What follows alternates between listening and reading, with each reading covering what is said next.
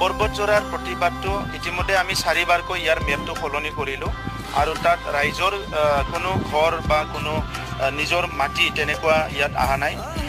APDCLৰ ডাঙৰ প্ৰজেক্ট এটা আমি পাইছোঁ, এইটো বহুত ডাঙৰ 18,000 crore আৰু তাত হাজাৰ হাজাৰ মানুহে এমপ্লয়মেণ্ট পাব। তো এটা গাঁৱৰ ৰাইজে তথা অলপ অশান্তি হৈ আছে, তেখেতসকলৰ লগত আমি আলোচনা কৰিম। মাজতে তেখেতসকলৰ কিছুমান গাঁওবুঢ়া কিছুমানৰ লগত আলোচনা কৰিছিলোঁ আৰু তেখেতসকলে বুজি পোৱা বুলি কৈছে। দুদিনমান অলপ মানে তেখেতসকলে অলপ ৰিয়েকশ্যন কৰি আছে, তাত আমাৰ অফিচাৰসকলে আলোচনা কৰি আছে আৰু কিছুমান মানুহে যাই পেলাই অলপ তেখেতসকলক প্ৰভোকো কৰিছে, চাকৰি বাকৰি নাপায়, কিবা নাপায়, মাটিবিলাক যাব, এইবিলাক কথাও কৈ আছে।